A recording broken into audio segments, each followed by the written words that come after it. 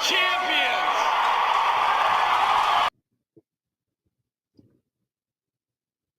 Welcome in, everybody. Joe Quills here with you on this Tuesday night. Another edition of the Joe Quills Show. And Phillies are going through their hangover game here tonight because they clinched the division last night. Apparently, they might have partied a little too much because they are down 10-4 as Kyle Schwarber just hit a two-run homer. So we'll kind of keep track of that, but we're kind of not because, Phillies did clinch the National League East last night during our show. And got a lot to talk about here tonight. Probably won't be on as long as last night, and we're making improvements. We're only 4 minutes late to the show tonight, as opposed to like 5, 6, 7, however it was last night. But once the Bleacher Brothers Sports Network goes live, I definitely do not want to be the Pierre Robert of this network. Now, what I mean by that is if you're familiar with WMMR, which is the rock station here in Philadelphia, Pierre Robert runs on what he calls Pierre Standard Time, which means basically if he's going to show up at 11 o'clock, he's going to show up at 11 o'clock. And if you ever wonder why the Press Name Steve show runs to 10:30, sometimes 10:45 or whatever, they drag out their show because Pierre Robert is always late. Well, yeah, in a real world, or you had a um, where you had a management that actually went after somebody who was late for work every single day, then yeah, you could have had discipline action, got rid of them. But but the thing is, if you do have lateness, I think with us, because when the Bleacher Brothers Sports Network does go live soon, we are scattered all over the country, and there's going to be situations where internet's not going to work, cams aren't going to work. The program that we distribute the show out, EB Mux, is probably going to be acting all goofy and stuff. So, yeah, we're going to have days where you might see, you might be ready to tune in, and all of a sudden, where's Joe? Where's AJ? Where's Where's Waldo? Where's Bank Boy? Oh, Bank Boy's right here. Welcome in, Bank. Bank Boy's here on this Tuesday night. So the one thing is, especially when the Bleacher Brothers Sports Network starts up, and you are going to get notifications from me on my X if you're Facebook friends with me, etc. You will get notifications on how to download the apps because, listen, even especially now because most people are back to work in the office. Now, me, I have the I have a memorandum of understanding and collective bargaining agreement, and Mike is here as well. Mike, welcome in. Uh, I have the memorandum of understanding that we are able to work at home until the end of the collective bargaining agreement, which is August of 26, I believe. So we still have 2 years of that. Now, um, but when the Bleacher Brothers Network starts live, that are the digital station, I'm gonna have to stop being Pierre Robert, where I just show up whenever I feel like showing up because I felt like pulling a CJ Abrams last night or a Philadelphia Phillies and party all night or gamble all night. And and but once we get that started, we will start on time at 9 o'clock because I don't know what the schedule is going to be like, other than the fact that I'm going to be pretty much 9 to 11 Monday through Thursday. But the one thing I do want to tell you is, the great thing is, and the way that I distribute this is, first of all, you're able to watch live on YouTube, on Twitch, and on X every night. Now, the best way to watch is on Twitch, so I can get to um, the uh, um, what is the term? Damn it, my brain is so fried because I went back to work today. So let me go back over here. Um,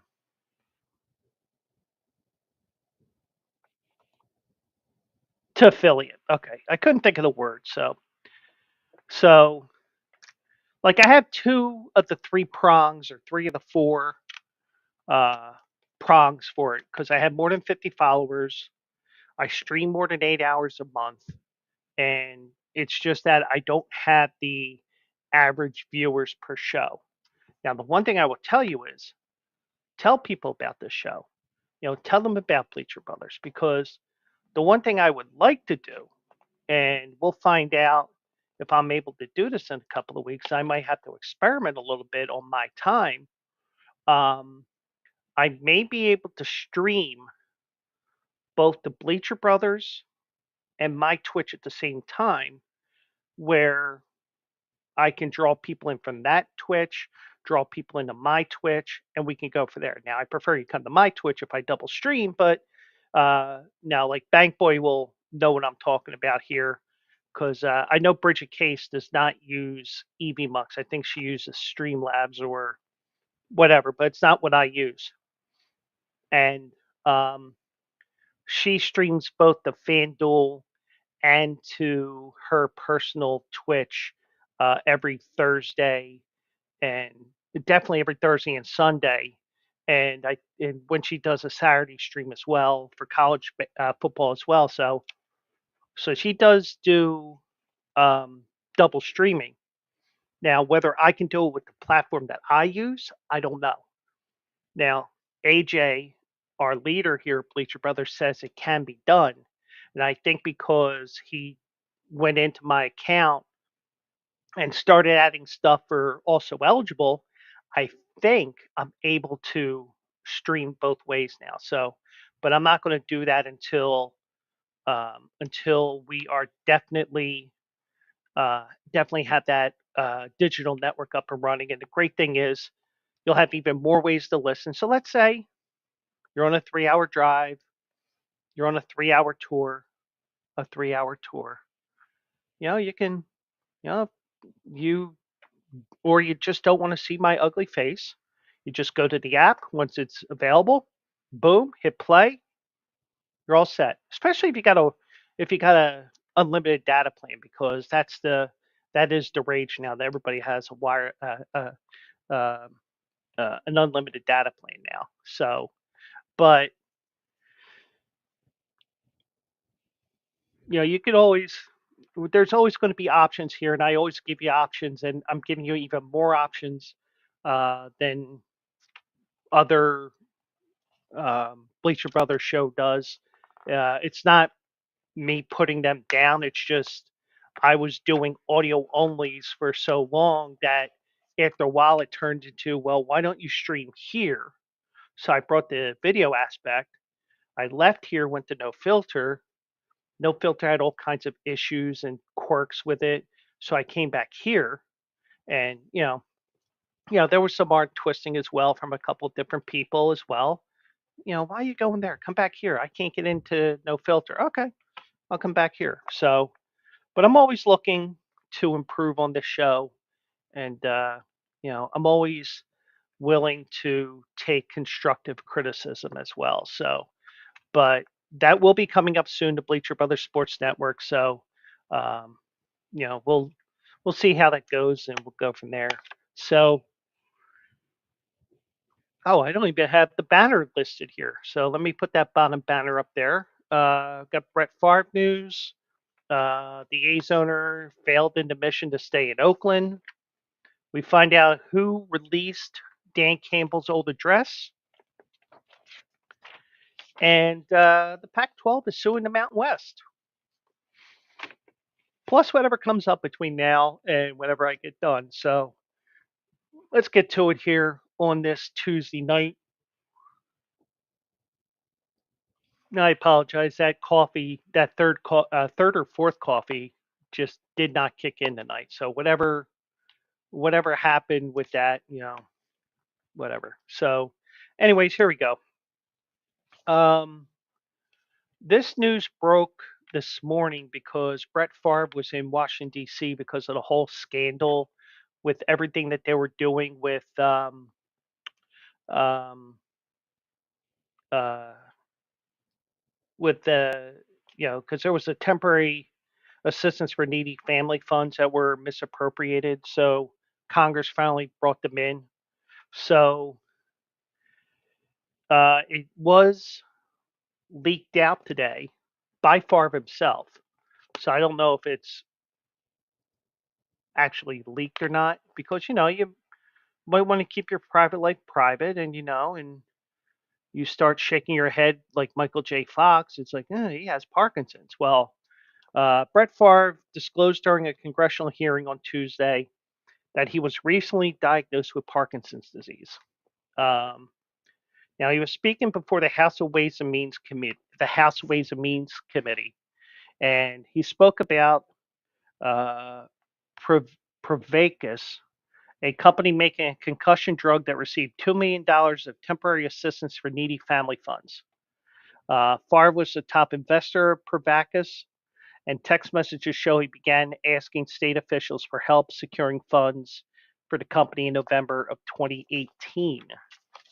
Um, Favre said during opening remarks today, sadly, I lost an investment in a company I believe was developing breakthrough concussion drugs that I thought would help others.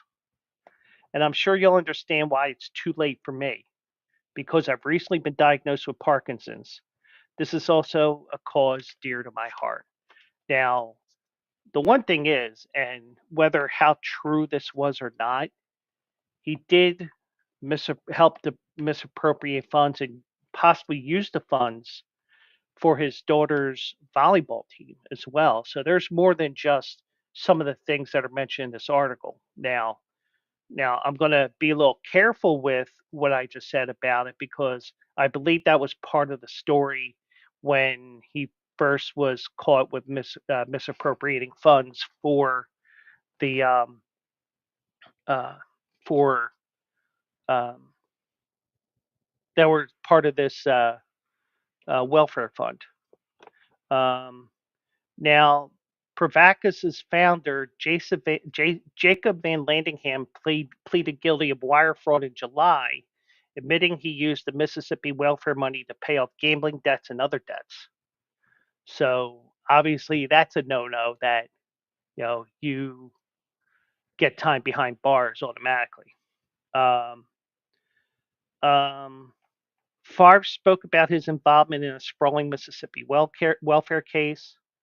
Um, At least $77 million in TANF funds earmarked for poor families were diverted to the rich and powerful, according to a 2019 Mississippi state audit. Um, so the money that could be used for people that need it were basically given the finger so that the rich could do it. I mean, you can say what you will. I could go political here, but I won't because this is not a political show. If you want to go to a political show, you can go elsewhere. I try to bring some thought provoking stuff without going into that. But um, Now, when asked in a 2018 interview about how many concussions he suffered, Favre said he knows of only three or four, but he believes he could have suffered more than 1,000 concussions during his 20-season NFL career. Now, that may be a little bit of hyperbole, but he did play I think it was almost 300 games in a row. So, and also, we didn't have the concussion protocols that are in play today. I mean, if you see somebody wobbling a little bit, they're going to call down and say, "Hey, get him off the field." I mean, Now, granted, they probably would have needed somebody to get Garrett Stubbs off the field earlier tonight because I think he's still hungover from that celebration last night when the Phillies won the division because he bunted for a base hit that brought in a run. And when he slid into first base, he tapped the bag with his hand and then he got up like this, like he was still drunk. So if you follow me on X, you got what I thought, which was that he would be on Patrol Live later tonight with a field sobriety test. So I joke about that, but we shouldn't be joking about matters like that. But you get the idea. Um, but but the thing is, we don't know. We didn't know during his career what um, concussions can do to you, because contrary to what some people believe, science does evolve over time, and we learn about things more and more.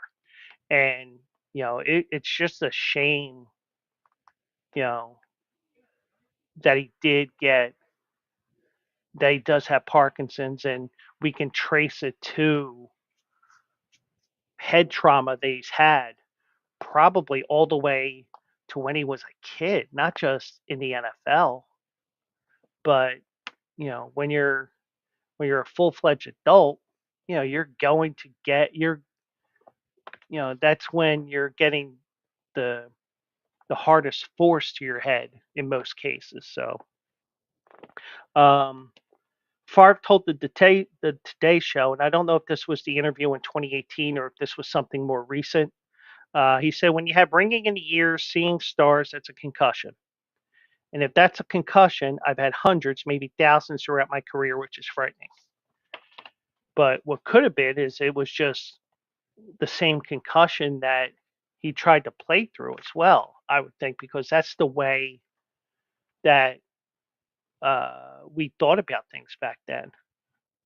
So it was definitely an eye awakening. It was an awakening experience that he was announced as he did announce he has Parkinson's. Now, I believe there's I and I know I'm going to be talking out of my ass, so I think there's the I think there's two different kinds of Parkinson's, and and if I'm wrong, so be it. I'm not trying to mislead people. I believe there's two types of Parkinson's. It's when you're younger, it will take longer to manifest, for lack of a better term. And there's like when older people get Parkinson's, where it really is more active. So, um, but Favre is more of that middle-aged person that has Parkinson's. So I don't know if he would fall into either category, if that's such a thing. But there was something about that. I believe they were talking about on Preston and Steve a couple of years ago. But you know, just but whatever it is, it even though he is a scumbag for sending dick pics to Jen Sturger, for example. But even though I probably would have sent her dick pics too, um, you know, um, for stealing this money that were part of the crew that were stealing this money for other things other than what it was truly earmarked for. You do feel bad for what he's doing, how he's going to suffer with Parkinson's because of playing a game that he loved. And I mean, it's like, uh, so you get the idea why I'm like, it's sad that he has Parkinson's, but you know, it's like why he got it, but you're also like, well, he did also do this, so you get an idea. So because it's like a lot of other things, it's just you got mixed feelings about it because you realize some of the things he did after his playing career, and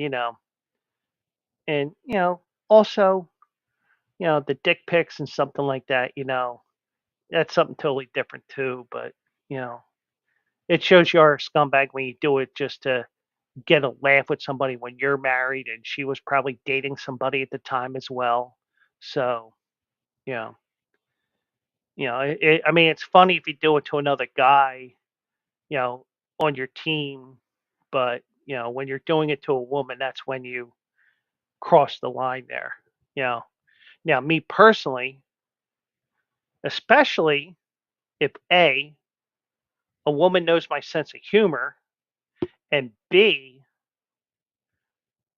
knows some of the names that I'm going to use, oh, I'll send dick pics. And this is when I wish some people would screen capture, because this is definitely hit this, save this video, because this is definitely something that is worthy of it. Um, Now, if I were to send a dick pic to a woman, first, if they don't know who half the people are that I'm mentioning, or they don't understand my sense of humor, the joke fails. But the thing is, if I'm going to send dick pics, I'm going to send dick pics of Dick Clark, Dick Butkus, Dick Van Dyke, Andy Dick, that famous Pittsburgh Steelers quarterback Dick Shiner, pitching coach Dick Pole. I mean, if I'm going to send dick pics, I'm going to send those dick pics, because it's like, well, you're disappointing her if she really wants to see a dick pic. But if she gets your joke and she knows some of the names there, she'll get the joke and she'll say, you got a fucked up sense of humor and I like it, or you got a fucked up sense of humor, get out of my face. So, but one thing is, Mike will tell you that I definitely have a warped sense of humor, and he knows that I would do something like that, where I would send pictures of Dick Clark, Dick Trickle, even, you know, that's something that I would do to get a laugh from the ladies, or maybe I'll send a picture of Mandingo's dick. And like, oop, oh wait, that's not my dick. Oh yeah, that's right, because I'm a honky. But anyway, but anyways, you know, in all seriousness, sad to hear that he has Parkinson's, but also it's like, well, he's also a scumbag for what he did with these funds that were meant um, for those that needed public assistance as well. So, but it's a tough thing there. And Mike agrees with me. Mike is saying that um, my sense of humor is warped, and he will get to see another edition of my warped sense of humor tomorrow at the Phillies game. So, and that's why we have no show tomorrow, because I did tell you we are going to 4 days a week, and last week I didn't do Tuesday because of whatever reason, I forget why, and we're not doing a show this week. Um, um, by the way, Andy is a dick, and if I remember correctly, Andy Dick does have a odoriferous emanation on him, and not a good one, if I remember correctly from Preston and Steve. In other words, he stinks badly. Um, but um, but yeah, so that's something that does come up from time to time. So um, now another guy who people who consider a dick in some way, shape, or form, maybe even worse than uh, Mike calling Andy Dick a dick. Um, John Fisher, the Athletics owner, apologized for the team's impending departure from Oakland in a letter addressed to fans on Monday. Good. Good job, because guess what? The manager has already told the players, when the game is over, just get the fuck off the field. Don't celebrate a win. Don't do this. Don't do that. Just get off the field. Kind of like when the Yankees won the pennant in the 70s. If it wasn't Chris Chambliss, it might have been a World Series win back in the mid '70s with the Yankees. Uh, Chris Chambliss was uh, running people over. Reggie Jackson was running over people after a World Series win.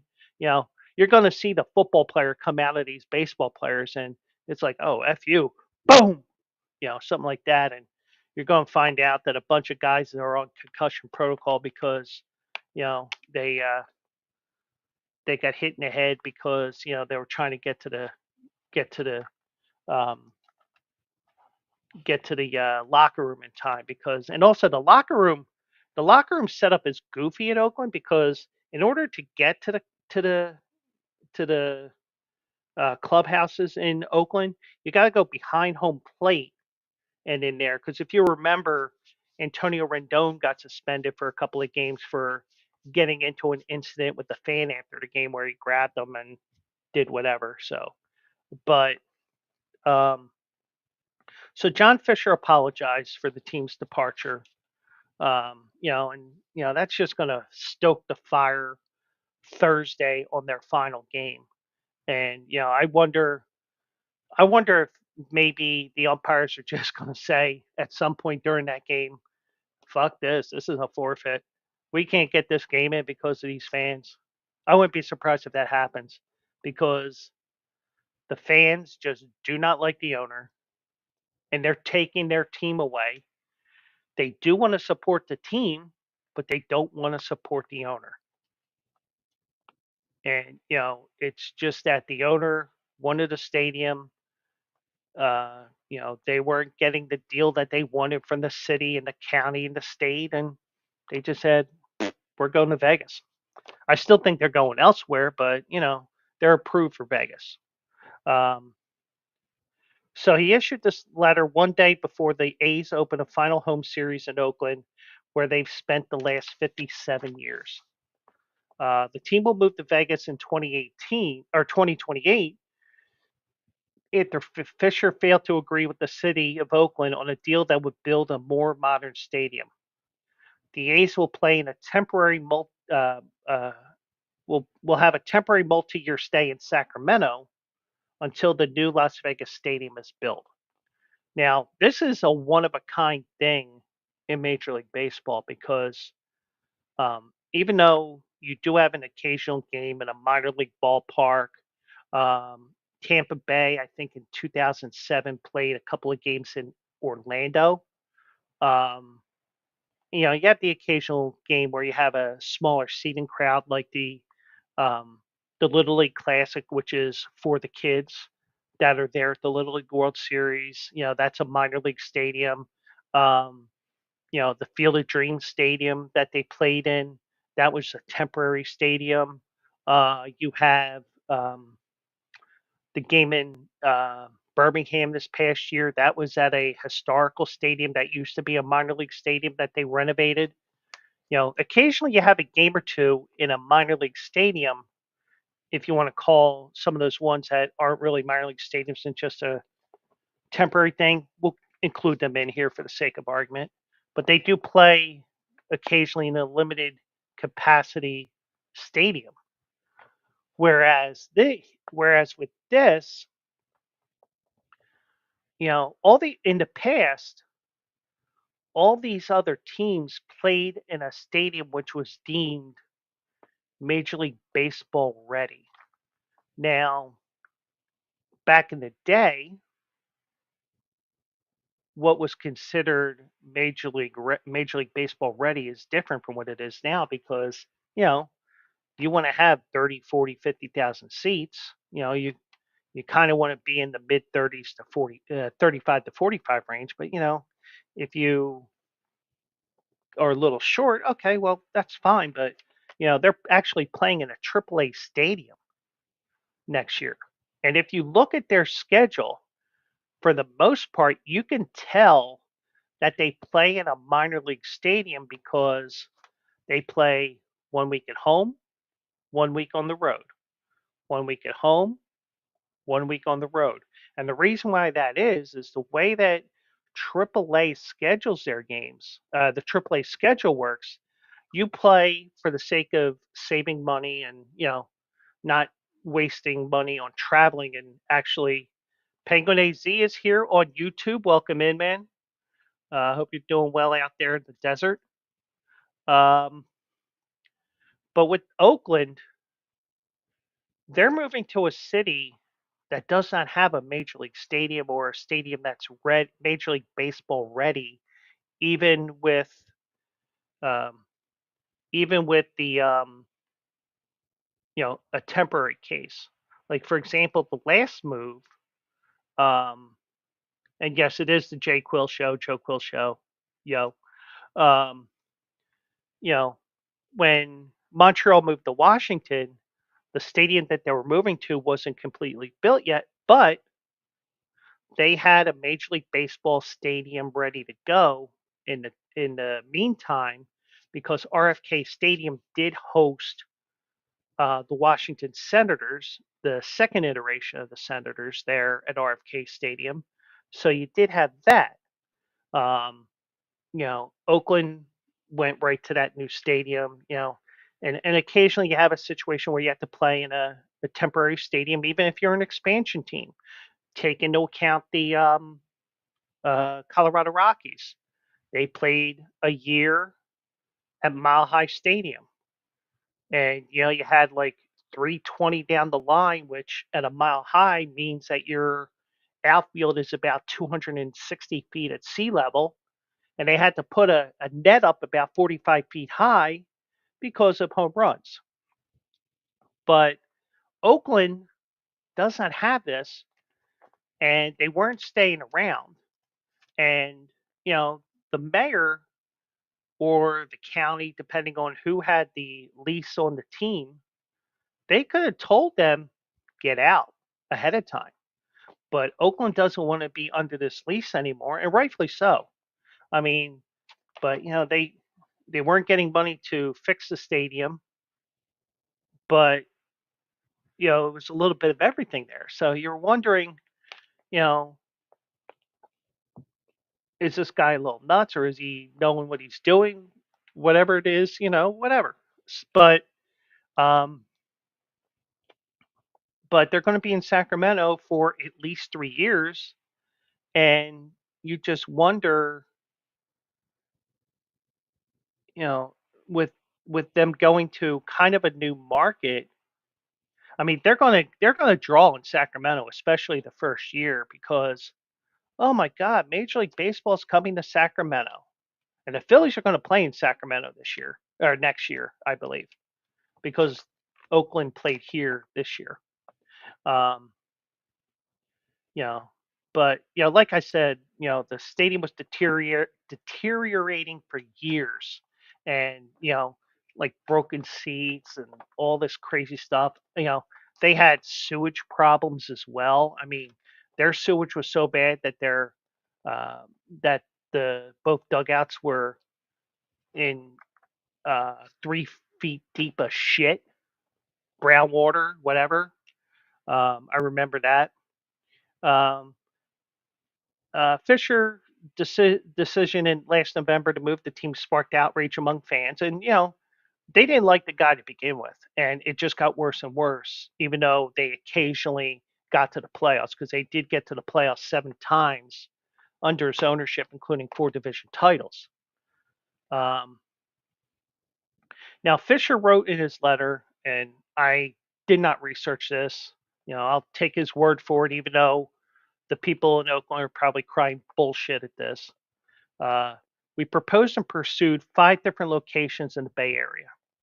And despite mutual and ongoing efforts to get a deal done for the Howard Terminal project, we came up short. Now, I don't know about you, but I think that after a while, if you have to listen to your fans, and that their fans did want to show up, but they weren't going to show up under those conditions. And I don't blame the fans for doing that, but I feel bad for the fans. But and also I doubt that they get another Major League Baseball franchise. Maybe in a couple of years when maybe they tear the Coliseum down and they build something else on there, like maybe a AAA stadium. Maybe you build it to like 20, 25,000 because the fans will show up. It's just that they don't want to show up in that shithole, and they don't want to show up for that owner because the one thing is, and this is something that even scorned baseball fans won't realize when they say, "Well, I don't want to go to a game at the Oakland Coliseum because the owner gets my money." Well, the owner also gets your money if you go on the road to see your team on the road. Now, I don't know if it's 80-20, 70-30. It's something along those lines where the road team does get a cut of the ticket money, and I believe it's ticket money, but it may be some sort of concessions as well. So the road team does get a cut. It isn't like they just go there just for shits and giggles. They go there because besides the competition, the teams do get a cut of the revenues as well. It's kind of like how when we get to the playoffs here, um, like if you remember when the Cincinnati Reds beat the Oakland A's back in 1990, I believe, might be 89. If you remember, the Reds swept Oakland, and Marge Schott, who was a piece of work, she refused to pay for the team's postseason celebration, allegedly, because they didn't get to the fifth game, which means that she would have gotten a cut of revenues because the first four games of a 7 game series, go to Major League Baseball, and revenues for game 5 through 7 go to the teams. So she was so pissed about that, she said, screw these guys. And the guys went for hamburger somewhere. But and if that's just legend and not true, it is something that Marge Schott would have done anyway because she was a piece of work, and she did all kinds of things that got her banned from Major League Baseball as well. But um, but yeah, but Oakland, their stadium was falling apart. They did what they tried to do, even though a lot of people will argue against the stadium, and rightfully so, because it is our tax dollars that they're using for that stadium. You can argue, oh, it's a great thing. Yeah, it's a great thing, but also it's not a good thing because those taxes that we're paying is going to a guy that is padding his wallet as well. Now, I think that the Sixers new arena that they're trying to get in Center City, I believe that is going to be at least partially funded. I don't know everything about it. But then again, I did trash Sherelle Parker, the Philly mayor, on Facebook today. I told her, well, not necessarily to her directly, but I think it was her Facebook uh, group post because she was saying about the Phillies.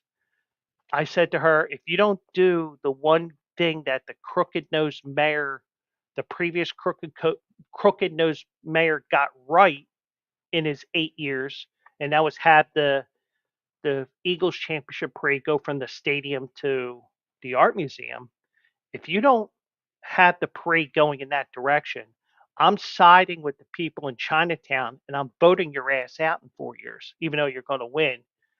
You're going to win 60-40 instead of 80-20 because, the Chinese, they don't fuck around with their traditions and stuff like that. And they made sure the Phillies stayed in South Philly, and you know, they made sure they got their bike lanes, even though they're on the left-hand side of the road instead of the right. I mean, I don't know, are bike lanes supposed to be on the right or on the left? But Mike, if we're ever in Center City, I'll show you that on 10th Street. Uh, you know, because like if you go to like Sansom and Lombard, those are on the right-hand side. But it's like the city said, oh yeah, well, you're going to be, excuse the saying, you're going to be saying some Ting Wong uh, because the bike lane's on the left lane. But Uh, but there, I can understand both sides of the story here because all this money that the owner says he has, he's using for himself, and he's saying, "Well, you want us to build the stadium, pay us up." I can see why people just do not want public funding for stadiums. Um, now, um, now I know that there's a great disappointment, even bitterness, Fisher also says. Though I wish I could speak to every one of you individually, I can tell you this from the heart. We tried. Staying in Oakland was our goal, it was our mission, and we failed to achieve it. And for that, I am genuinely sorry. Do I think this is bullshit? Yeah, I think so. But then again, I may be totally wrong. And it won't be the first time today that I'm wrong. Um, Now, the A's missed the postseason this year for the fourth straight year. Um, but they are leaving a storied legacy in the Bay Area. They won 4 World Series. They won 6 pennants, 17 division champions since they moved to Oakland in 1968. And like I said, under Fisher's ownership, they had 7 playoff appearances, 4 division titles. Um, Fisher also wrote, while the A's previously played in Philadelphia and Kansas City, Oakland had been home to the greatest era of the franchise's more than 123-year history. Um, Now, whether or not I would think that Philadelphia might have been better because I think they won. I think the A's won 5 times in Philly. I know they won exactly nothing in Kansas City. I know that. And Mike asks if he's related to Dan Snyder, probably. But then again, all cheapskates and uh, immoral people are like that. So they may just be coincidentally immoral and everything else. But um, now the A's begin their final series tonight against the Texas Rangers, who are out of the playoffs. It marks, I think, it's a 24th straight year that no team has repeated. But yeah, that's a little tangential fun fact there. The team will commemorate its time in Oakland with giveaways, including a collectible ticket and a miniature replica of the Coliseum. Well, if you want a miniature replica of the Coliseum, just go to your men's room. That's what you see there, the commode. Or at least that's what the owner thinks of Oakland, the city of Oakland. Because, you know, this letter probably could have been better served last year, you know, but I think that what time is the game on Thursday? Let me check that here for you. That reminds me, I did not do the one thing I need to do here.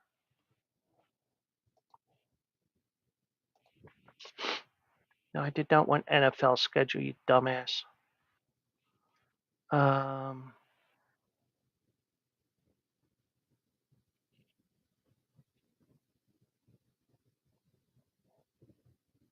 okay, so that Thursday game is a 3:37 Eastern Time start. So that may be a game that's on MLB Network on Thursday. So if you're not in the Philadelphia area, or as long as you're not in the Texas and Oakland markets, you may be seeing that game live. So that may be appointment TV while I work. Um, and just to let you guys know, in the race for the final wild card spot, the Braves defeated the Mets 5-1 tonight. Um, and that series has all kinds of implications because not only does it determine who will probably get that last playoff spot, or it will. Not only that, they went into that series tied 5-5, and whoever wins that series wins the tiebreaker.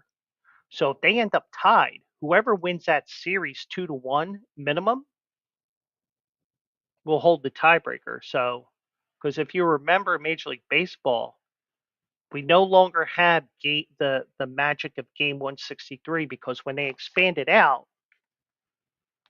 you always had the possibility of a 3, 4, 5, 6 team tiebreaker. And, instead of delaying the start of playoffs 2, 3, 4, 5 days because teams got to go from point A to point B and possibly jet setting across the country, now you just say in the Phillies case when they won the season series with the Mets, okay, well, the magic number was 4. They defeated the Mets on Friday night. Your eyes were not deceiving you when it went from the magic number of 4 to magic number of 1 because you take 2 off of that because you defeated the Mets, and then you take a third number off because that tiebreaker was in the Phillies' favor, and if it's a tie, the Phillies would have won the tiebreaker. But even with the Mets lost tonight, there's no way that they can tie the Phillies even. So, and the Phillies got to celebrate last night, and they had their hangover game today, which was not a surprise that they got blown out tonight, especially when I saw the script tonight. And I'm not talking about the script that everybody says in regards to the NFL now, because everybody will, you'll put up this thing, you'll put this thing out there. It's like, oh, Kansas City's going to win this game 25-19, and here's what's going to happen. And, Travis Kelsey's going to catch a touchdown, and he's going to say Happy Taco Tuesday and grab Taylor Swift right there, you know. But you know what I mean. But basically, tonight, um, when I saw tonight that the Phillies were using an opener in Tanner Scott, who pitched pretty well, got a little wild in the second inning because he's not used to throwing more than 20 pitches in a game. So he got taken out, and they put in Taiwan Chinese Taipei Walker, and next thing you know, you were down 6-1, and I could definitely cannot wait for him to be not part of the 26-man roster come next week because you know I mean I have bitterness toward him from last year because any pitcher who was available that was not one of the 3 or 4 starters were in the bullpen. And even if they were needed in the bullpen, like Ranger Suarez was last year, and um, probably Christopher Dirty Sanchez will be this year, you know, I, you know, you were in the bullpen. It was usually most games were all hands on deck anyway. Even in game 7, Taiwan Walker was not sitting in the bullpen in case he was needed in, like, let's say, the 17th inning. He was sitting in the dugout the whole time, right next to the stairs to say, "Hey, nice hit," hey, hey, hey. Then he had the balls to bash the team on Twitter after the Phillies were eliminated by the Arizona Diamondbacks. Now, get the fuck off my team. That's what they should have did. But they let him stay on the team, and nothing has gone right for him. I consider it karma, but maybe the Phillies get lucky and they can trade him for a hooker to be named later or something like that. But it's um, just something that just annoys the living hell out of me. So, but the reason why um, I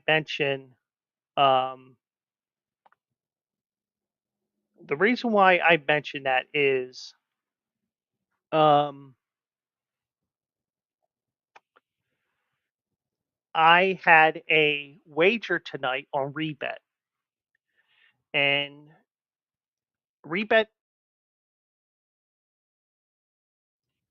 There we go. So now you'll be able to hear me.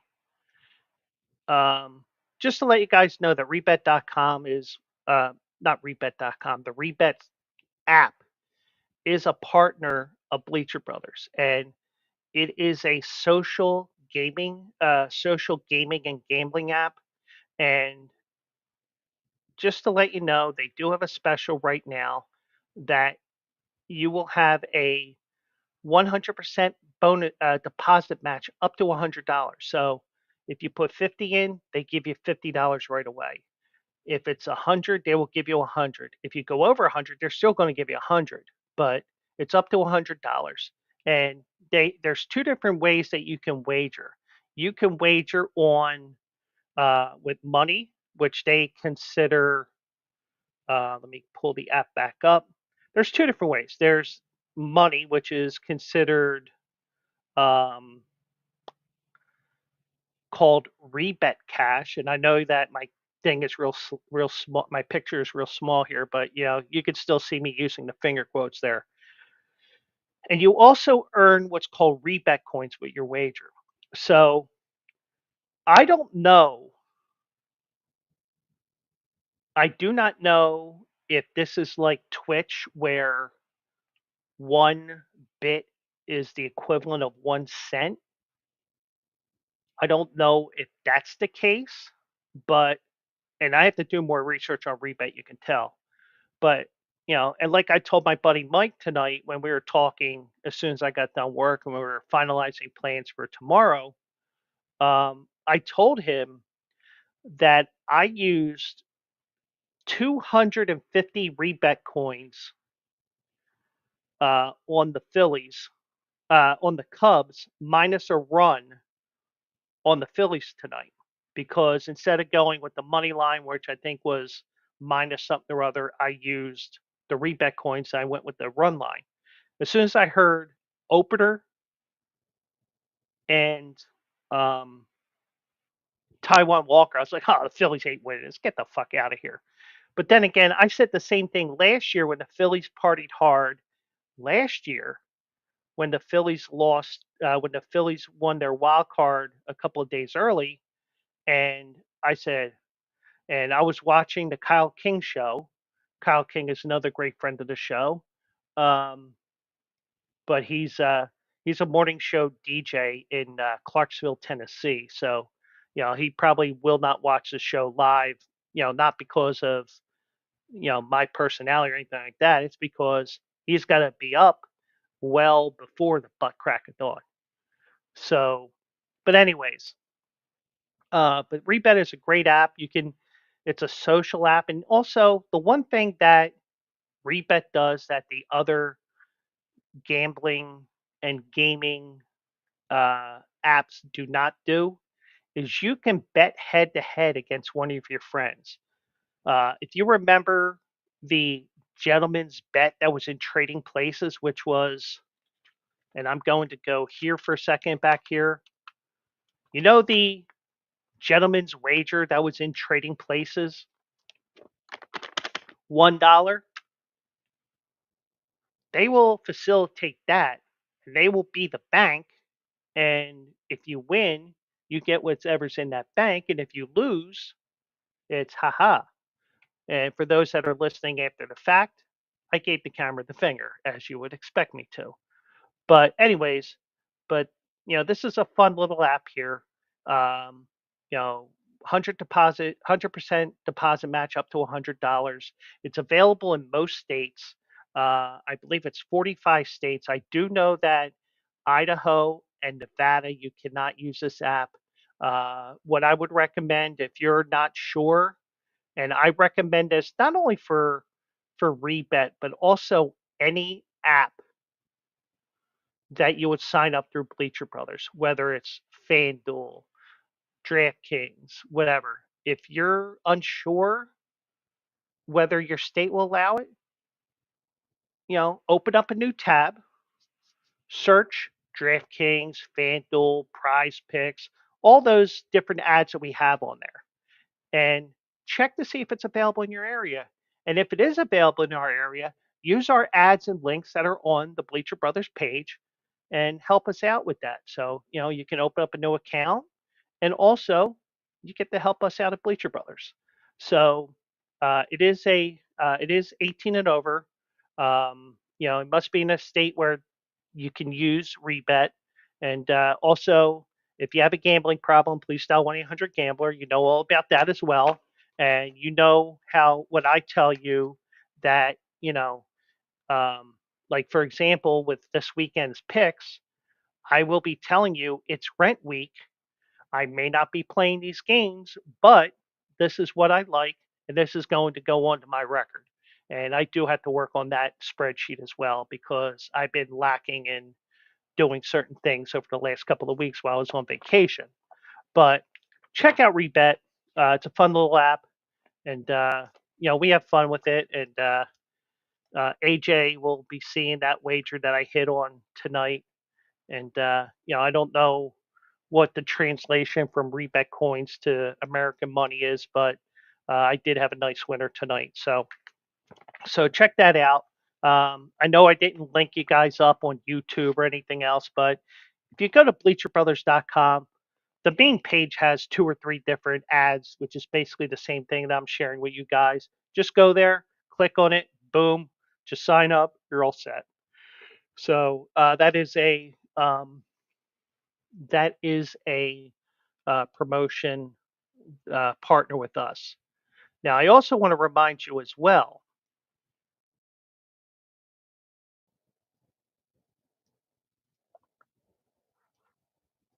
I also want to remind you that every Saturday morning I am live on the Bleacher Brothers network of channels. Uh, Bleacher Brothers YouTube, Facebook, X, maybe even Twitch. Every Saturday morning, I talk the races. Sometimes with AJ, sometimes with our buddy Frank. Sometimes I fly it solo, and I get to do some different things there that you won't see when I have a co-host with me. But it's every Saturday morning, 10 a.m. Eastern. Right now, I'm leaning towards Santa Anita because they got a big day there on their opening weekend of their October meet, the September October meet, and if something changes between now and then, check me on Twitter at Joe Quills. I'll let you know what the track will be, and we'll talk a couple of races, talk about some of the news. I'm sure I'll talk about the situation at Parks where they basically ran the last race in total darkness. So uh, I'll review that with AJ if he's on the show, or if Frank's on the show. We'll be shooting the shit as well. So also check out Bleacher Brothers for also eligible with yours truly. Now that we got that out of the way, let's get back to some of the things that I do want to talk about here tonight. So we're about an hour into the show here. Um, Yo, come back. Uh, Sorry, I'm not that type of a guy. I don't do that sort of thing. But but if you want to do it, go right ahead. But anyways, um, and just to let you guys know that the the Quills Picks winners race of the day is the final race. Oh, I should have known that given the job that I have, and Mike knows exactly what I'm talking about. I should have known that Cox is your internet, but then again, with the way that we are, and even my buddy Mike, even though he's um, my buddy Mike, who's in the Twitch chat, even though he's technically not Bleacher Brothers, he is Bleacher Brothers adjacent, if that's such a thing.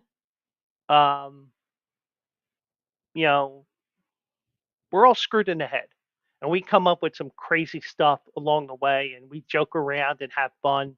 And you know, I just thought that you were trying to say something that was um, more phallic than the actual internet company. So, meow. So, uh, so yeah. So Mike also knows that I'm half Polish, which means that my mom's side makes me occasionally miss things. So thanks, mom. So, anyways, on to the NFL. Well, in a way, it's an NFL story. It's also a case where some high school kid was an asshole. I am wearing my National League shirt, and it's Trey Turner on the back. I got it when I was down at the ballpark back in July when I had my mini reunion with my high school. And Mike says sometimes. And no, it's not Nationals, it's National League. See? And if I go any higher, you're going to see my stomach, and I don't want to show that. But then again, I wouldn't mind. And also, I wouldn't mind if there was a lucky lady on stream that just went, "Woo! Look at these." Unless, unless they're drooping all the way down to her kneecaps, and no, no part, no, no, thank you. But anyways, um, I mentioned last week that Dan Campbell had to move his family to a new home. Well, we know what happened here now. So, if you remember, Dan Campbell, all he had to do was use a little common sense, match a field goal with a field goal, match a touchdown with a touchdown, and it would have been Detroit and Kansas City in last year's Super Bowl in Vegas. Instead, we know how the script ended up, where the Lions went for it on fourth down, gave all the momentum to the Niners, and they ended up winning the game. Well, apparently,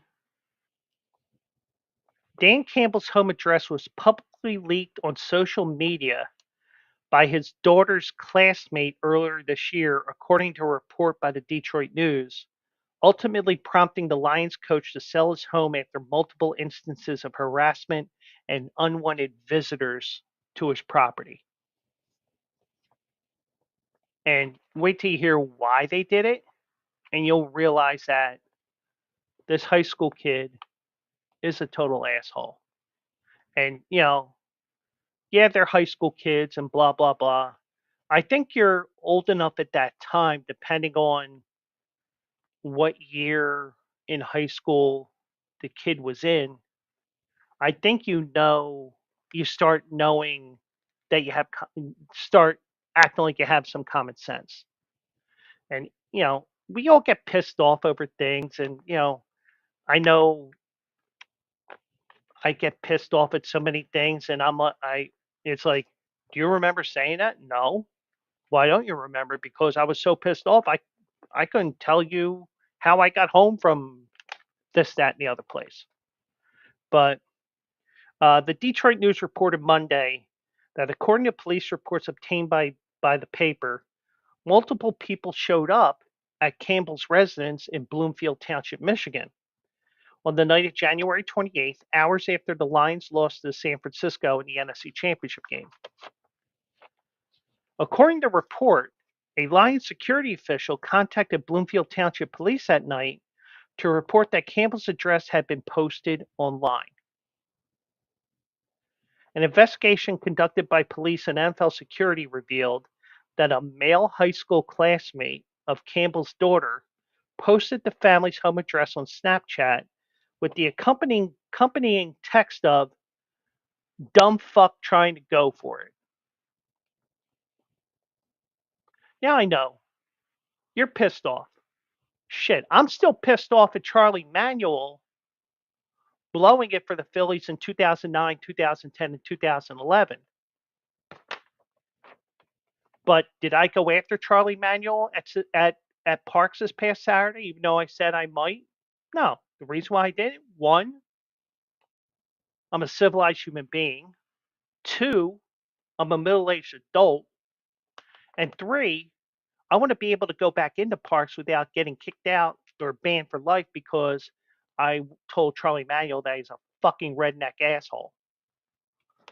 So, you know, sometimes you just have to realize no matter how mad you are, that you got to show some common sense. And I think this kid probably does have common sense. It was just being pissed off that your team that had never been in the Super Bowl was this close to it. They were up they were up three scores. I think they were up 17 points at one point. And next thing you know, you're going to see your players in the Pro Bowl game wearing tutus and shit like that because, even the Pro Bowl doesn't have any tackling anymore. But yeah, I'd be pissed that my team lost. But even if I knew where Nick Sirianni was, I wouldn't be saying, I wouldn't be saying, oh yeah, he's here in whatever town in New Jersey. This is his address. Come egg the shit out of his house. I'm not going to do something like that because I have common sense, despite being half Polish.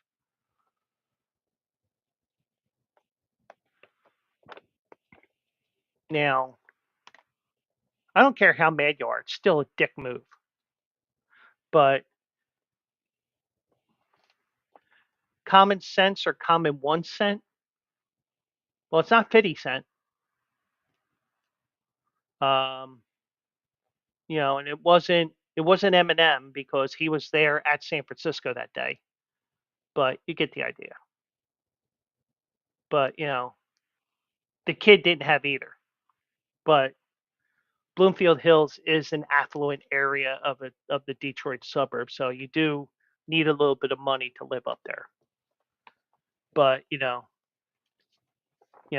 little Johnny or Jimmy or whatever, I'm sure his parents said, "Oh, my kid didn't mean that."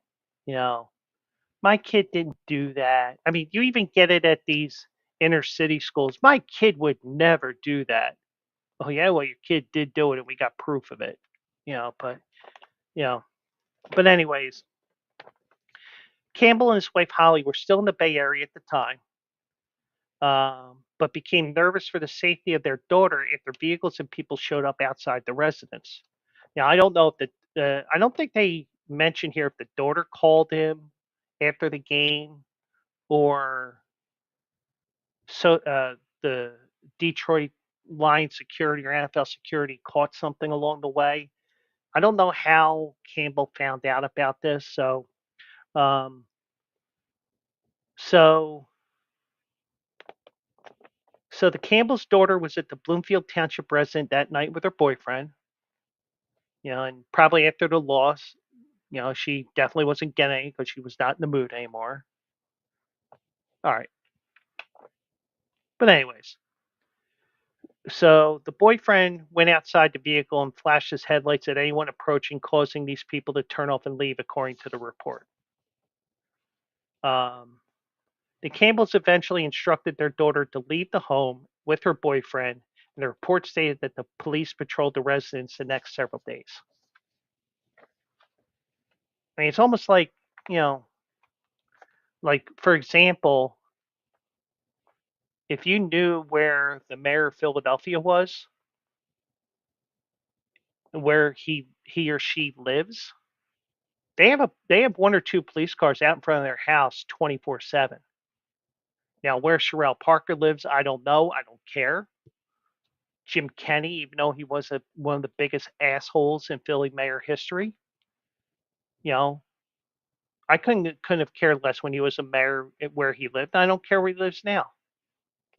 But it's like you know, it's more than just a football game. You're not just affecting the coach, you're affecting the entire family as well. But um So, according to the report, the daughter's classmate was identified on January 29th, the next day, and questioned by investigators. The classmate said he and his friends were distraught by the Lions' loss to the Niners, and that and this is where the no common sense thing comes into play, or common scent, CENT, that he found humor in his Snapchat post. Because one thing with Snapchat is they stay open for 24 hours.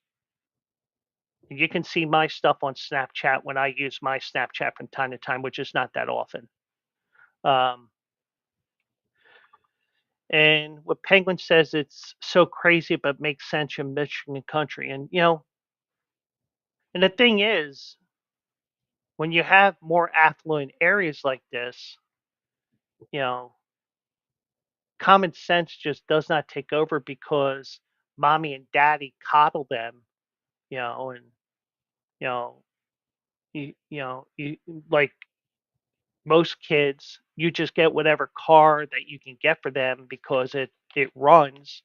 Whereas when as soon as they get their driver's license, you get a top-notch car because congratulations, you passed your driving test, and we want to show that we're rich as fuck. But you know, there is a difference between warped and stupid. Are you saying I'm stupid? Because if that's the case, I'm going to sell those tickets right now. And I'm not sure if Penguin is agreeing with Mike or not, but anyways,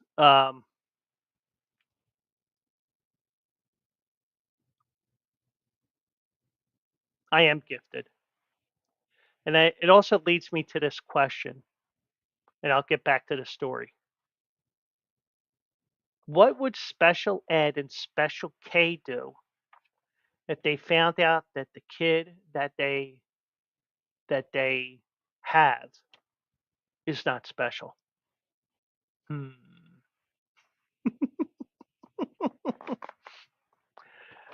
The stuff that I come up with. At least I hope that's something I came up with because if somebody else came up with that first, I'm going to be pissed off. But anyways, um, so the classmate and his friends later drove to the Campbell's residence, parked on the street, and were yelling not so nice things toward the house before leaving, according to the report. Um, okay, and Penguin clarifies here. I meant saying gifting all these kids of parents that are high school paid personal. Okay, that makes sense because I mean I'm just not putting it in the right words, but you get the idea that I'm trying to say. Um, AKA NFC, NFL coaches or NBA coaches or MLB. Yeah. But the thing is, it's not about the daughter that was the troublemaker here, because Bloomfield Hills is a very rich area, and it's probably a rich kid that thought it was funny to do something like that, which wasn't funny because guess what? Now you have a family that's moving because this kid was a little pissed off that his team lost.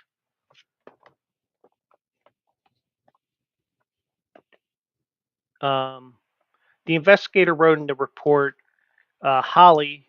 Well, first, um, the police investigator informed Holly Campbell, Dan Campbell's wife, that the incident did not meet the standard to file criminal charges against the classmate. Now, civil charges maybe, but obviously nothing that could lead to criminal where maybe even the kid gets jailed for a couple of days or it goes on their record. But um, but Holly's main concern, according to the report, was that their address was out there, and she feared next season people will know when her husband is out of town and try to take advantage of that, which is rightfully so because you know she doesn't go to every game, obviously, but You know, if he's out of town, even if she's there, you know, you blow a play or you lose to whomever. Let's say they would have lost to Arizona this past weekend. Hey, we lost a tough game to Arizona. We're not happy about it. Let's go to the Campbell's house. Well, guess what? Now, because they moved, good luck finding it. And I'm sure whatever daughter was in that school with that kid was told, "Hey, don't give our dress out." Um,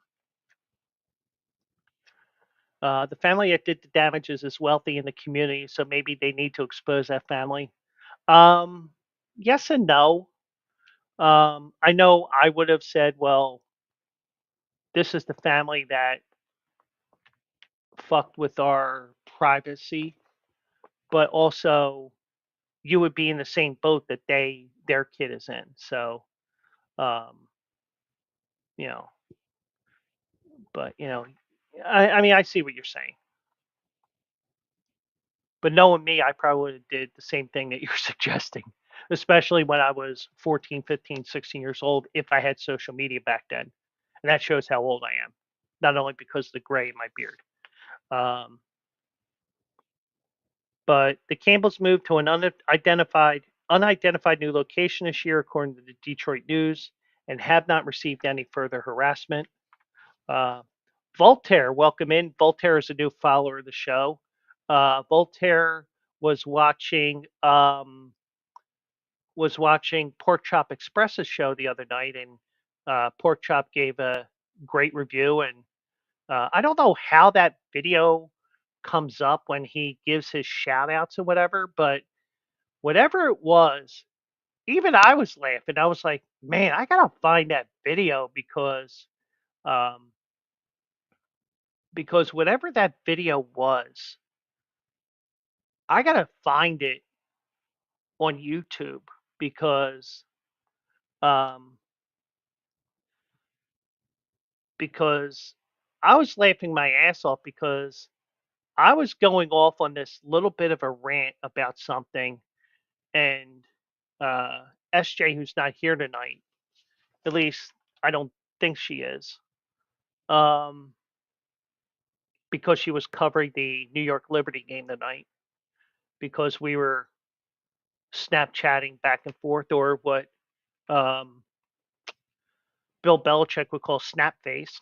Um, um, you know, and it involved her because I like kind of like here when I highlight Voltaire's things with the program that I use, which is different from what other people use.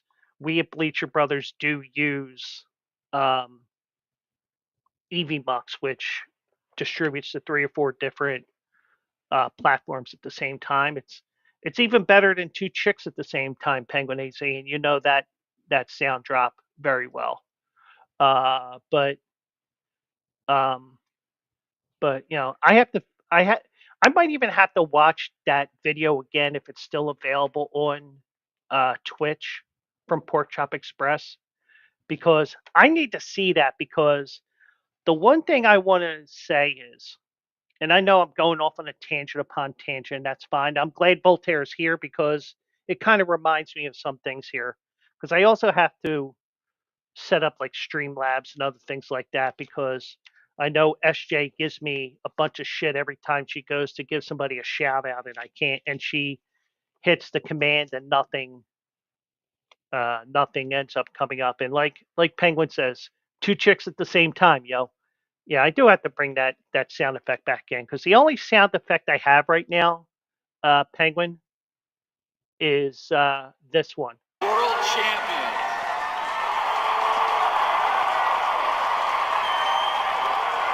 World fucking champions. So, but the EV Mux only allows me to have 6 different sound drops. So, but that's from 2008, the greatest day in my life, because even though it was a pain in the ass to get the hell home from work that day, we got that sound drop, and my mom was going, "Where are you at?" I said, "Just to let you know, at Front and Spring Garden, getting the bus home and blah blah blah. And she goes, "Well, just to let you know, Chase Utley at the thing at the vet at Citizens Bank Park said world fucking champions on TV with the F bomb right there." So I was just laughing. So, but yeah, he's a Mike. Just to let you know, Penguin is a Diamondbacks fan. Now that is a legitimate fan thing because he is in Arizona. That is a legitimate thing. It isn't like most fans that will jump to a team because all of a sudden they start winning. Now, and he is a Packers fan, and that's a legit thing too. It isn't because Brett Favre admitted he has Parkinson's or uh, um, Aaron Rodgers loves his ayahuasca, but you do have he's a legitimate Packers fan as well, and you know yeah, much love to you too, Penguin, and one day we'll get you on here just to shoot the shit for a full segment because yeah, I help all good people out. I don't care what platform you use. I don't care. Like for example, even with my friends at Action Labs, if they were to watch and they wanted to join the show for a segment, especially when the Bleacher Brothers Sports Network comes live in a couple of weeks, I have no problem having a segment with somebody from Action Labs, somebody from here, somebody from there. You're a good person, even though you'll say, well, you're kind of promoting the other team. He gets a 1 night pass. He gets a pass until Arizona has to play the Phillies this year. How about that, Mike? Uh, but the one thing is, and I've said this even when I was on No Filter, when I got talked into going there. I said even the beginning, the first time around when I was here at um, Twitch, even though I've expanded to Twitch, X, and YouTube at the same time. I don't care who your main allegiance is.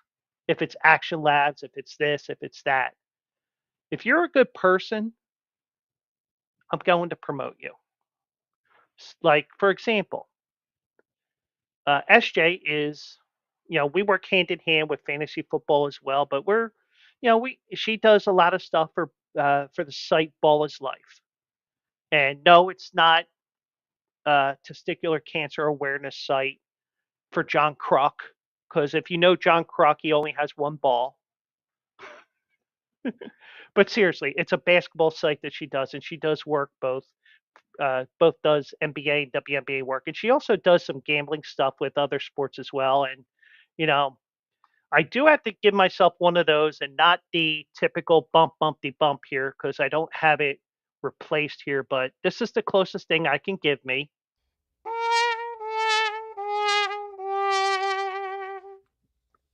And that is because she was interviewed by uh, a, a sports station in Las Vegas yesterday, and I didn't see it in time because I would have listened in.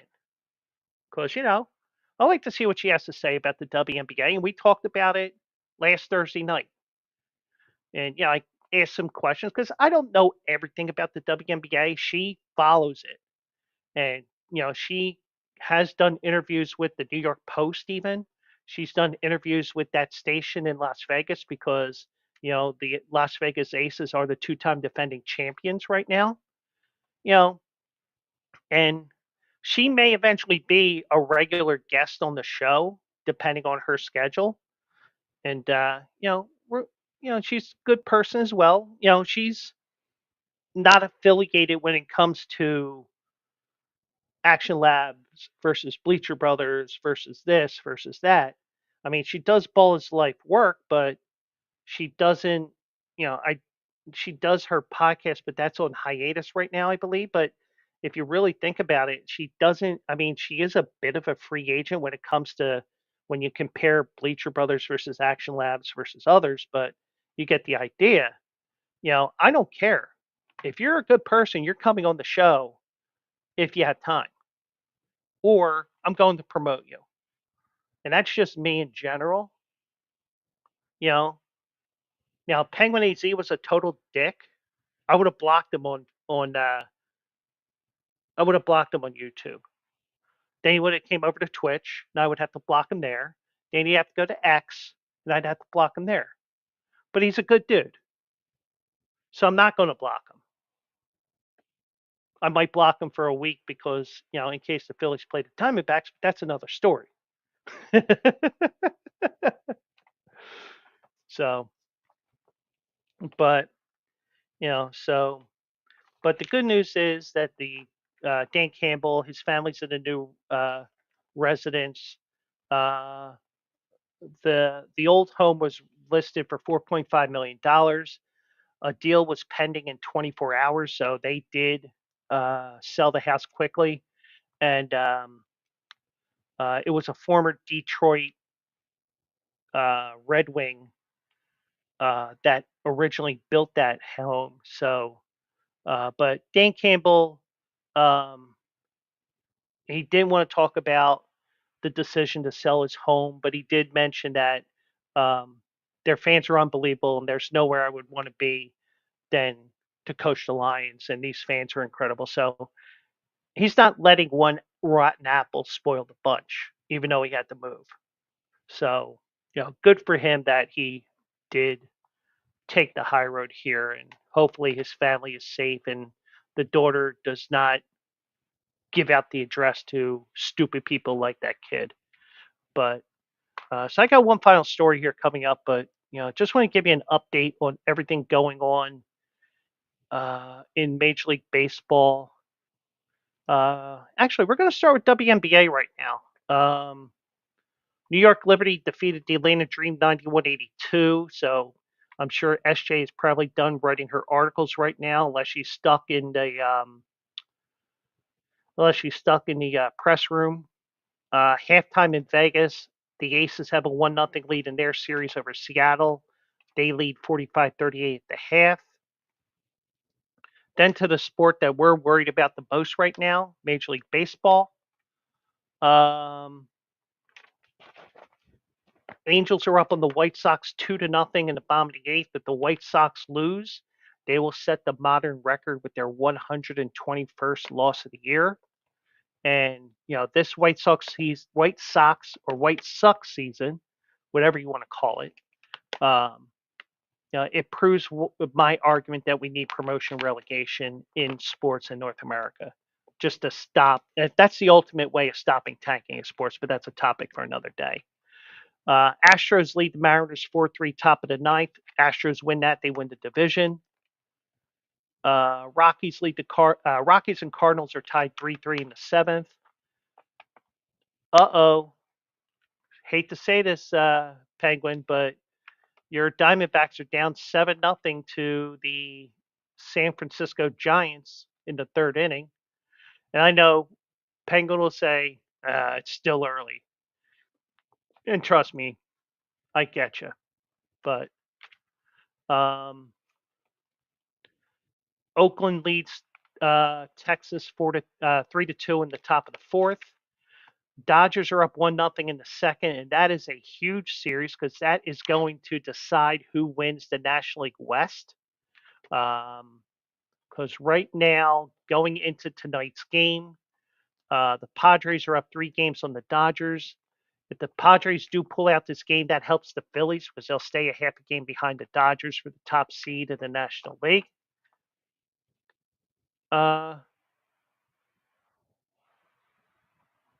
Third inning is considered early for me because 1, 2, 3 is early, 4, 5, and 6 is middle of the road, and 7, 8, 9 it's getting late. So you're still early on in that game, so to speak, at least in my definition of early, middle, late.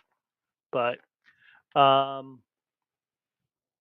earlier today, the Tigers beat the Rays 2-1 in a game that got moved to the afternoon because of potential of rain. I'm sure if the Tigers were not making a playoff push right now, that game probably would have been rained out. They probably said, no, screw this. But they did move that game up to this afternoon, and they did have a rain delay at the start, but Detroit did win 2-1. Um, um, the Guardians beat the Reds 6-1 in the first game without David Bell, who was fired on Sunday. Brewers beat the Pirates 7-2. So the Brewers get a game on the Phillies for that number 2 spot. Kansas City beat the Nationals 1-0. Kansas City's trying to get a wild card berth. Orioles defeated the Yankees 5-3, preventing the Yankees from clinching their division. Red Sox beat the Blue Jays 6-5. The Braves lost to the Mets. The Braves defeated the Mets 5-1 in a battle for the last playoff spot. And the Marlins, in a game that meant nothing to them, they beat the Sliding Twins 4-1 at Target Field in Minneapolis. So right now, Yankees are up 5 on the Orioles with 5 games to go. Cleveland clinched the Central. Astros are just about to clinch the West. Phillies are the East champs. Milwaukee's the Central champs, and the Dodgers are playing the Padres this weekend. We'll see what happens with that. The NL wild card, Baltimore is in as a wild card. Kansas City and Detroit hold the last 2 spots, and Minnesota's fading, and the Mariners are 2 back as well. In the National League, right now it's San Diego with the 4, and maybe Penguin can help me out with this because right now the Mets and the Diamondbacks are tied for the wild card. Since you are a Diamondback fan, I'm sure you would tell me who holds that tiebreaker if you remember. And if you don't, that's fine as well. Because I was trying to figure out why the Phillies were getting a playoff berth when the numbers weren't adding up with all the things with the Braves when they got the wild card and the playoff berth, which turned into the division. So, so I don't know who has the tiebreaker with Mets and Arizona, but somebody will, because if the ESPN standings are right, and yes, I should be using Bleacher Brothers, so the Mets have the tiebreaker. Okay, so they do have it by tiebreaker on there as well. So okay, so it would be Arizona and Milwaukee right now. The Mets would take on San Diego. Um, the San Diego Mets winner would play the top seed, which right now is the Dodgers. The Phillies would get the Mets and the Brewers and Diamondbacks. And I believe when a division winner has played a team in their own division, the LDS, not the Latter Day Saints series, the league divisional series, the wild card has won. So, um, but but I think that we are going to see some course correction with the playoffs here. Otherwise, you're probably going to see a change in the next couple of years there. So that's the update with that. One final story here, unless somebody comes up with something uh, off the top of their heads here. Um,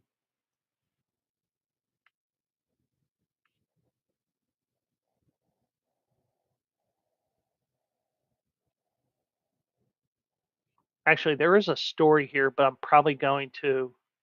The Diamondbacks are making a run. Yeah. Uh,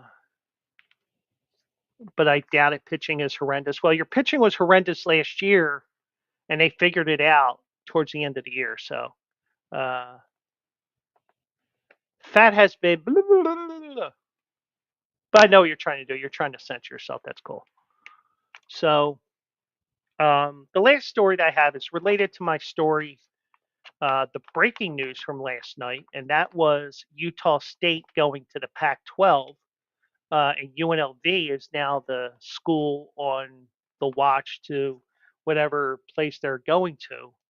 Well, The Pac-12 has filed a lawsuit in federal court against the Mountain West Conference because they are challenging the legality of a poaching penalty, POACHING, poaching, included in a football scheduling agreement it signed with the Mountain West Conference in December. Okay, here's what I have to say about that before we go any further. Whether it's legal or not, if you did not agree with this poaching agreement, then why did you sign? I understand why you're doing it because you're desperate. And you could talk teams when you go to these stadiums, and you have their teams coming to your stadium and stuff like that. But also, you're in constant contact to say, all right, well, we're going to play 6 games with the Mountain West here. Well, when's a good weekend to play here? Okay, well, also, we do have this thing called the Pac-12 that we're trying to revive. If you want to come over, but it. But the thing is, with with the Pac-12, there is no guarantee of funds, whereas the Mountain West there is. It may be the Pac-12 does get more funding for a broadcasting rights agreement as opposed to the Mountain West, but we don't know yet. Whereas Mountain West, you do have X amount of money that's going to these schools because the Pac-12 is in hiatus right now. So now, Oregon State and Washington State were scrambling late last year to fill their 2024 football schedule because what they had planned all went to naught because everybody in the Pac-12 left except for them two. Oregon, Washington, USC, and UCLA all went to the Big Ten. Arizona, Arizona State, Utah, Colorado, they all went to the Big 12. Stanford and Cal went to the ACC, and I know you're like, wait, aren't they a Pacific Coast school? But you get the idea because, like I said on last night's show, the Big 10, the Big 12, the Pac 12, any conference that has a number in its title in Division One, those those numbers are just a corporate name now as opposed to a descriptor of how many teams are in their conference now. It's kind of like Dollar Tree, Dollar General, and Five Below. And I know there's another dollar store. It's escaping me. Dollar Tree, Family Dollar. You know, those dollar stores. You can't get anything for $1 now. It's a minimum $1.25, and it just turns out Dollar Tree, Dollar General, Family Dollar, and Five Below even. Because the lowest price that you have there is 5.55 now. It's all a corporate name now as opposed to actually describing your business. So, things change, inflation, blah, blah, blah. And, we're not going to get into the political side of inflation here, but like the conferences, like I said, these conferences have turned into mega conferences and their names don't mean squat anymore. It's just a corporate name now, so to speak. But Oregon State and Washington State, they came to terms with the Mountain West on a 1-year agreement that added 6 Midwest Conference opponents to each remaining Pac-12 school schedule for this season. As part of the agreement, the Mountain West included language that required the Pac-12 to pay a $10 million fee if a school left the Mountain West for the Pac-12. So they had the foresight of knowing that they could leave. And good for them that they saw this coming. And they put escalators of $500,000 for each additional school. So the second school that left, it was 10.5 million. The third school, 11. The fourth one, 11.5. Utah State last night, it's costing the Pac-12 now 12 million. And if UNLV, who I predicted last week would be going to the Pac-12 or should go to the Pac-12 because They're starting to get good at football again. They're playing at a big stadium, a modern stadium, Allegiant Stadium. You know, maybe maybe they grow their program more and their basketball program starts to get a little bit better than what it was. You know, even though they did make the tournament, I think last year. I don't, or did they make the NIT? But that part is irrelevant to what we're talking about here. But you know, football's a driving financial factor, and you know, if you get in a conference that is going to pay a shit ton of money to you, you know, you can make money even though football is a sport where it does put you in the red significantly as well as Temple. But um, now they said that the suit says that the action challenges an anti-competitive and unlawful poaching penalty that the Mountain West Conference imposed on the Pac-12 to inhibit competition for member schools in collegiate athletics. Mm, The poaching penalty saddles the Pac-12 with exorbitant and punitive monetary fees for engaging in competition by accepting Mountain West member schools into the Pac-12. But here's the thing. All of a sudden, it's an issue? Um, Let me ask you something.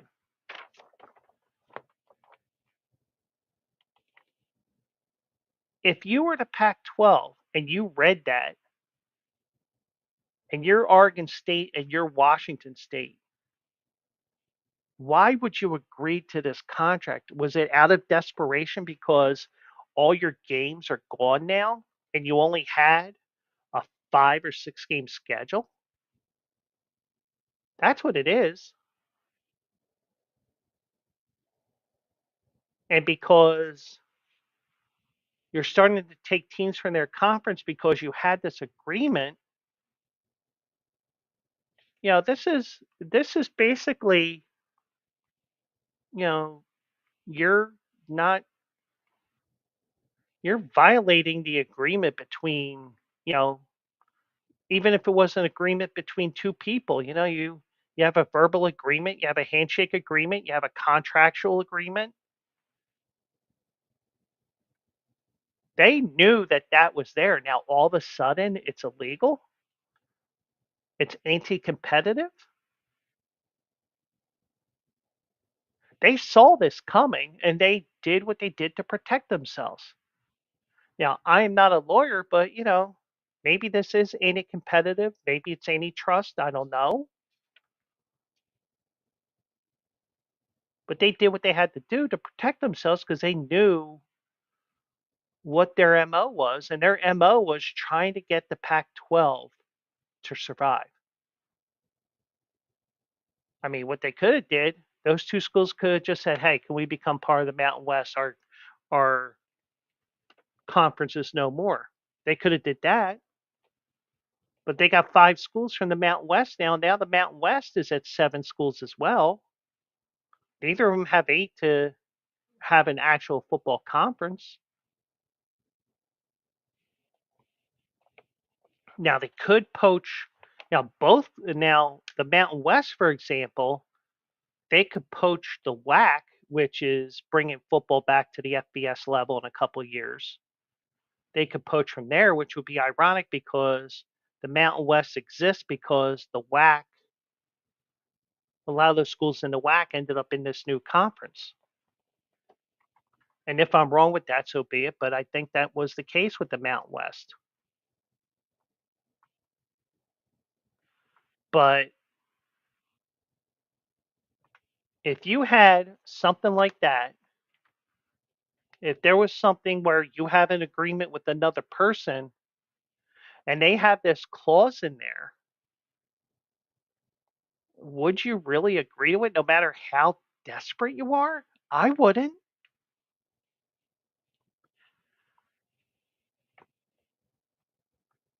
but I'm not Oregon State and I'm not Washington State. The fact that they did,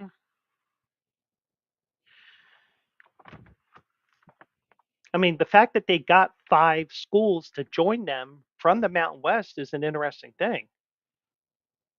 I was expecting that the Pac-12 would not get any new schools, and they would have to say, "Well, can we join you guys?" Or because back 40 years ago, they would have just became independents.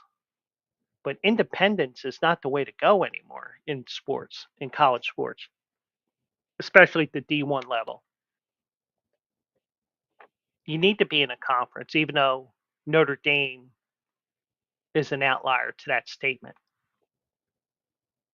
But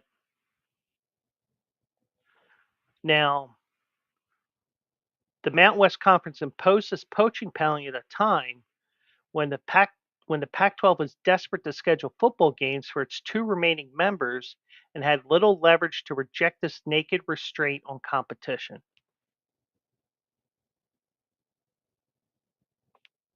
So you're admitting that you knew about this poaching penalty. Now, whether it's legal or not, that's something I'll let the lawyers decide and the judges to decide because, I can tell you that, even though I do have um, even though I do have a sport management degree, and I can tell you, like, for example, collective bargaining agreements supersede federal law when it comes to workplace conditions, even though sometimes federal law will come to place because it's like common sense things like health and welfare issues. But you know, like for example, Maurice Claret, he tried to sue to get into the NFL, but he could not get in early because the NFL had an agreement with its players and its teams and the union that you had to wait 3 years until you went pro. And because that's an ironclad agreement in a collective bargaining document, Claret couldn't get in until 3 years. And that's why his career fizzled on top of other things because he basically spent 2 years without playing any football anywhere. Um,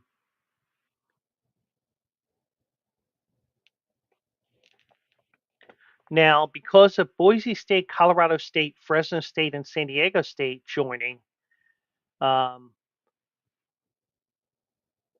there was an expectation that Pac-12 will be required to pay $43 million, and it's $10 million per year per school, plus that escalator I told you about. Now, with Utah State announcing that they're joining, it's now $55 million. Now, the Mountain West Commissioner, Gloria Nevarez, sent an email to Scott Petersmeyer, the Pac 12 chief legal officer, noting the Pac 12 obligation is to pay the $40 million within 30 days. So that may be what's making this into a lawsuit so quickly, is because, all right, pay us within 30 days. And that's probably something that's in the agreement as well, even though they don't really mention that other than that. And the Pac-12 commissioner said the conference stance that the fees are unlawful. All of a sudden they're unlawful, but you felt it was okay a year ago. Teresa Gould's letter, who's the Pac-12 commissioner, said fundamentally these provisions seek to inhibit competition by placing exorbitant and punitive monetary fees on the Pac-12 simply for engaging its competition by accepting MWC member schools into the Pac-12. As you know, the MWC imposed these improper penalties over the Pac-12's objection at a time when the Pac-12 was desperate to schedule football games for its two remaining members that had little leverage to reject this clear restraint on competition. But you agreed to it. It wasn't a problem then, but it is now. Okay. Now, the Mountain West commissioner, said the provision was put in place to protect the Mountain West Conference from this exact scenario. It was obvious to us and everyone around the country that the remaining members of the Pac 12 were trying to rebuild. And they said they were going to rebuild. The fees at issue were included to ensure future viability of the Mountain West and allow our member institutions to continue providing critical resources and opportunities for student athletes.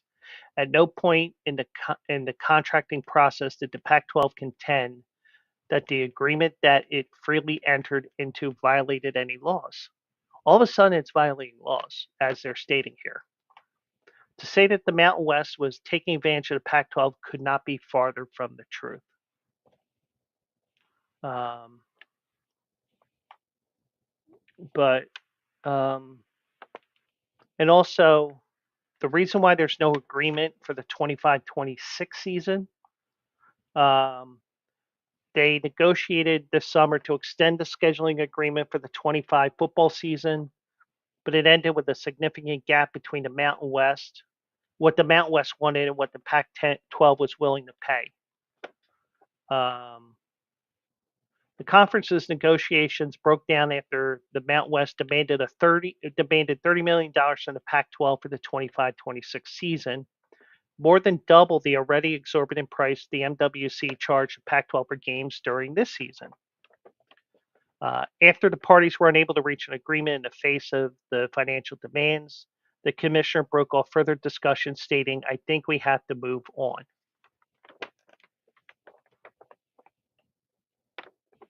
Now, UNLV's on the block right now. Both these conferences have only 7 schools in the conference for the 2026 season. The NCAA requires a conference to have 8 football playing schools, but UNLV committed to the Mountain West on Monday, but then backed out of that commitment when Utah State was announced that they were leaving for the Pac-12. So there is so much stuff going on there, and who knows what's going to happen. But, all of a sudden it's suddenly not legal. Get the, but, they were desperate to get 6 games in that they lost within the conference. So they got to do what they have to do, but it's like all of a sudden it's illegal. Get out of here. But the thing is, I'm not going to say that they have no chance in court, because anytime you say there's no chance that that they win in court, they the party that sues is usually the winner. I mean, it doesn't matter if it's the person at McDonald's that burnt her crotch because of coffee being too hot and stuff like that. You know, there's always a story like that where it's like, come on, common sense takes over, but but also the company that causes the problem, has to put that warning there now. But I mean, I would side right now with the Mountain West, but that's just me, and I'm not signing because the Pac-12 is um, being idiots here. It's just I just think that there was a binding agreement, and they're welching on that agreement. We don't want you taking our teams if you join our conference, or at least play our conference in football, because we're going to help you out with that. Well, now, guess what? They poach 5 schools right now, and well, you agreed to this, so start paying. But um, now, one other thing I did mention, this is something I saw earlier today, but there's actually a interesting story about this here. This is from Pittsburgh, and I'm just checking one thing here real quick. Um, just to let you guys know, the Chicago White Sox did come from behind and win tonight, so they're still at 120 losses. They won 3-2 tonight. Uh, now, yesterday I talked about C.J. Abrams and how I feel he has a case, because I believe that you don't get demoted from the majors to the minors, or from a higher level of the minors to a lower level, based on discipline. And if you did not hear the news, C.J. Abrams last week went on a gambling bender gambled at 8 o'clock in the morning at a Chicago casino, and then played in a 1 o'clock game. Well, he was sent to West Palm Beach, which is the Nationals' um, minor league, their spring training camp. So, you know, but I told you that I think that if that's true, that you can't demote just on discipline, he can win that case. Well, here's another case here where um, we could just call it a dick move. Um, the Pittsburgh Pirates um, cut Rowdy Tellez, their first baseman. He entered the day four plate appearances shy of a $200,000 bonus before tonight's game against the Brewers. They also released outfielder Michael A. Taylor and promoted Leover Piguero and outfielder Jose Palacios from AAA Indianapolis. The moves came with only 6 games left in the season. The Pirates eliminated from playoff contention. Um, the Pirates signed Tellez to a 1-year deal. He would have been owed the performance bonus if he reached 425 plate appearances, and he entered the day with 421. Ben Charrington said that the bonus had zero factor in the decision to cut ties with Tellez, who became a fan favorite in Pittsburgh during a summer surge. He said it's a difficult part of the business. We feel like we gave Rowdy lots of opportunity here this year. To his credit, he fought through some difficult times earlier in the year and fought his way out of it. Had uh, periods of success and periods of frustration. This is just where we got to in the season. Um, Charrington said that the Pirates' decision would have a negative impact on the clubhouse, but um, guys understand where we are. In the old days of expanded rosters, we probably wouldn't be sitting here having this conversation, but there are 28 spots and 14 are going to position players. We feel like we have to get the 14 guys on the team wherever we can who had the best chance to contribute past this year. I think our players understand that. Doesn't mean it's easy. Players have relationships. Now, I don't know if this is grievable, but it is a dick move that you're 4 plate appearances away, and you probably would have gotten those 4 plate appearances tonight against Milwaukee. And the Pittsburgh Pirates, who are one of with Oakland eventually going to Vegas, um, you know, you know, that was a cheap move because Oakland. This is something Oakland would probably do, but Oakland at least are going to a market where they may be able to print money because of all the casinos and stuff are out there and all the people going to those games because they're transient fans that want to see a baseball game at the new stadium. And Mike says, and the Richard Cranium Award goes to the Pirates. Geez, yeah. I mean, you see this once in a while in sports, but it's not as overt as what this was. And you can blame the fact it was only a you can argue that it was only a 5 games left in the season, but some players have to play to reach those bonuses, like a Rowdy Tellez that doesn't make as much money as a Bryce Harper, obviously. But I don't know if this is grievable, but you know, he lost $200,000 because let's just cut him.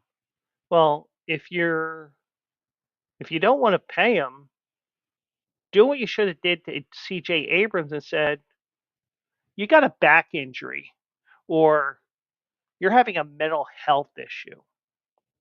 Because C.J. Abrams does definitely have a mental health issue, in my opinion, because it's called gambling addiction potentially.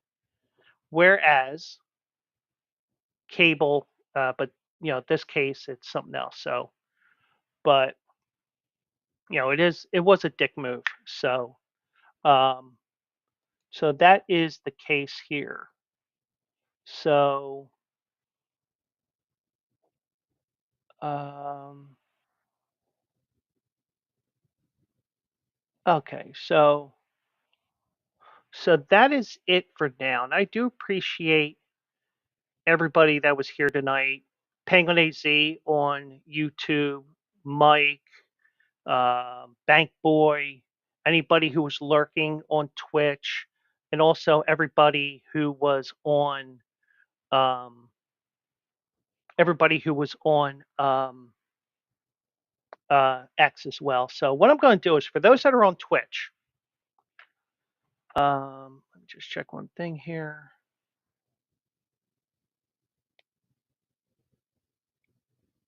What I am going to do, I know that they're not talking sports, but my friend Kira is a great friend, and she recently moved to Cincinnati. Her radio job, she got a new job in Cincinnati. She's actually playing a game called Lockdown Protocol. Now, granted, it's not sports, but like I said, I support good people, and one way to do that is to raid. And we are going to raid her.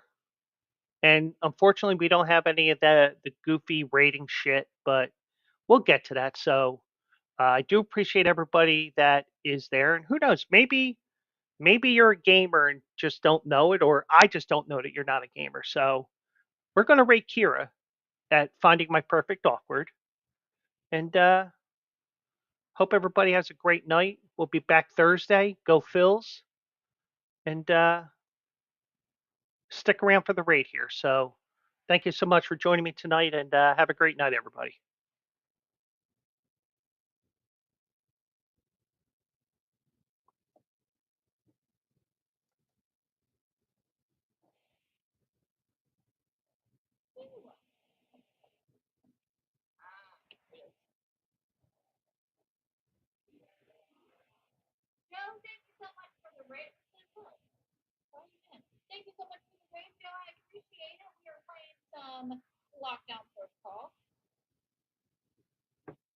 Have a great night, everybody.